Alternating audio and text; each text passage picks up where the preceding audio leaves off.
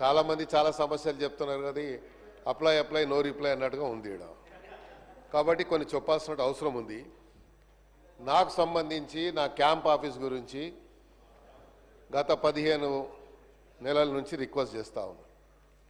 ఆశ్చర్యంగా ఏంటంటే మేము అడిగిన క్యాంప్ ఆఫీస్ గురించి రెవెన్యూ డిపార్ట్మెంట్ దగ్గర సమాచారం ఉండదు, జిహెచ్ఎంసీ దగ్గర సమాచారం ఉండదు.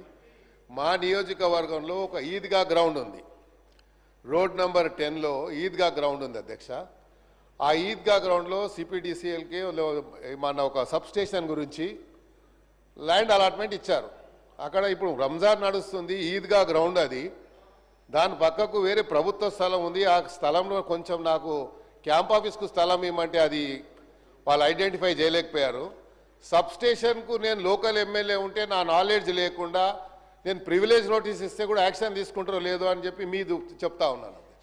ఎందుకంటే ప్రివిలేజ్ మోషన్ ఇచ్చేటువంటి నాకు నా హక్కు ఉంది కాబట్టి, నా ఫండమెంటల్ రైట్ కాబట్టి నేను చెప్పొచ్చు.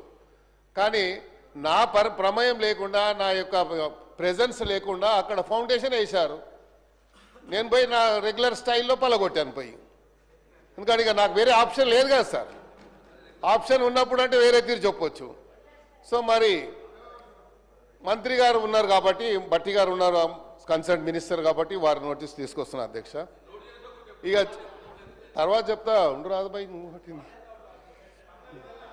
సార్. రెండోది అదే చెప్తున్నా, నోట్ అంటారు తర్వాత నోట్ అంటారు రిప్లై వస్తుంది. అబ్బాయి నువ్వు చూడలేదా సార్? ఇంకోటి, నేను రీసెంట్లీ ఒక గవర్నమెంట్ స్కూల్కి వెళ్ళాను అధ్యక్ష.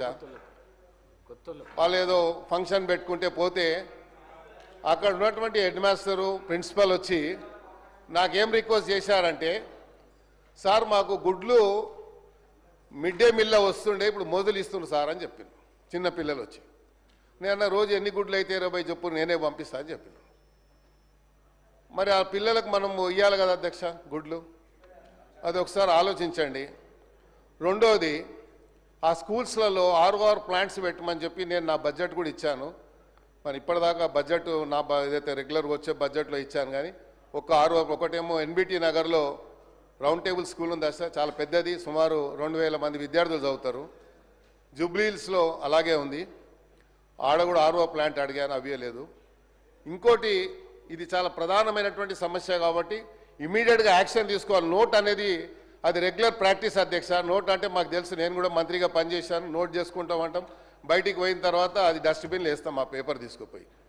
ఇది రెగ్యులర్ ప్రాక్టీస్ కాబట్టి నేను చేశాను కాబట్టి చెప్తున్నా అధ్యక్ష. నేను వాళ్ళని ఎవరిని బ్లేమ్ చేస్తలేను. ఇప్పుడు నాకు ఎవరు చెప్పాల్సిన అవసరం లేదు, నాకు తెలుసు ఏం మాట్లాడాలో.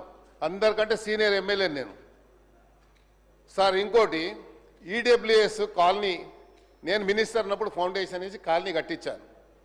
ఆ ఈడబ్ల్యూఎస్ కాలనీలో ఒక వ్యక్తి వెంకటరెడ్డి అని 5-6 ఇండ్లు వాళ్ళకు కొంచెం డబ్బులు అప్పు కింద ఇచ్చి అన్ని ఇండ్లు లాక్కొని 6 ఫ్లోర్లు వేశారు. నేను complaint zonal commissioner complaint with pictures court ఆర్డర్తో సహా పంపించాను.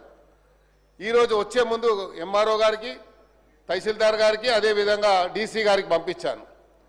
యాక్షన్ తీసుకుంటలేరు. ఈడబ్ల్యూఎస్ కాలనీ అది పర్మిషన్ ఎలా వచ్చింది? ఇక్కడ కిట్టుకు ఏంటంటే మా దగ్గర ఉన్న టౌన్ ప్లానింగ్ ఏసీపీ చిన్న పేపర్స్ పెట్టుకున్నారు. మొన్న ముఖ్యమంత్రి గారు చెప్పారు వారి కన్సర్న్తో. అలాంటి వాళ్ళు ఏం చేస్తారు, వాడే సొంతగా స్క్రీన్ ప్రింటర్ దగ్గరకు పోయి పేపర్ తీసి ఇక్కడ ఇల్లీగల్గా కన్స్ట్రక్షన్ ఫోటో తీసి అది సీసీపీకి ఒకటి ఏసీపీకి ఒకటి పంపిస్తాడు. దీని మీద యాక్షన్ తీసుకుంటారు. మళ్ళీ వాడు కాంప్రమైజ్ అయిపోయి బిల్డింగ్ కట్టేస్తాడు. ఇది నడుస్తుంది కాబట్టి దయచేసి మీ సీరియస్ మ్యాటర్స్ ఇవి కాబట్టి ప్రభుత్వం తీసుకురావాలని బాధ్యత ఉంది కాబట్టి చెప్తా ఉన్నాను. మీరు అదే నోట్ చేసుకుంటారు, రెగ్యులర్గా చెప్తారు కాబట్టి అది మీ ఇష్టం, నేనేం దాన్ని చెప్పలేను. కాబట్టి ఇలాంటి ఎవరైతే